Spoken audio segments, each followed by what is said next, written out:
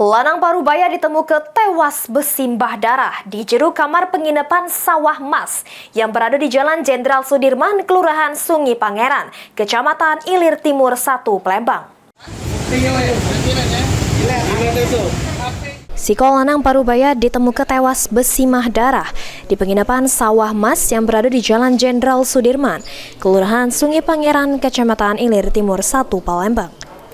Dapat informasi tersebut, tim piket SPKT bersama Inafis Polrestabes Palembang bersama PMI Palembang langsung datangi tempat kejadian perkara ngevakuasi mayat tersebut. Dari pantauan PAL TV, mayat tersebut bernama Alam Syajai, warga Jalan Kopral Amin, Kelurahan 20 Ilir, Kecamatan Ilir Timur 1, Palembang. Wakil Pawas Polrestabes Palembang, Ibda Yudi, mengungkapkan kalau dari evakuasi awal, korban diduga melakukan tindakan bunuh diri dengan cara beset pergelangan tangannya dewek make silet.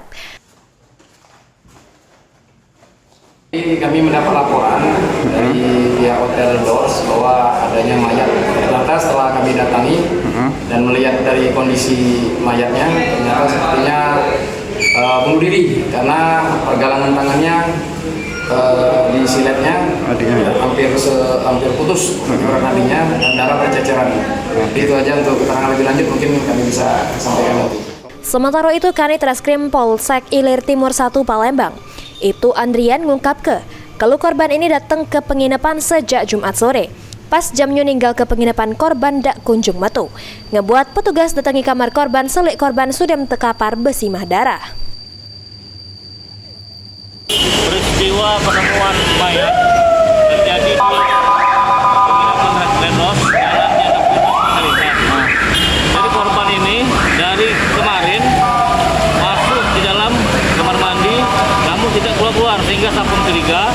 Kemudian pintu kamar mandi dobrak, diketahui bahwa korban dalam posisi meninggal. Untuk sementara dugaan masih dilakukan penyelidikan. Selanjutnya korban dibawa ke Rumah Sakit Bayangkara M. Hasan Palembang guna dilakukan pemeriksaan lebih lanjut. Heru Wahyudi, PAL TV.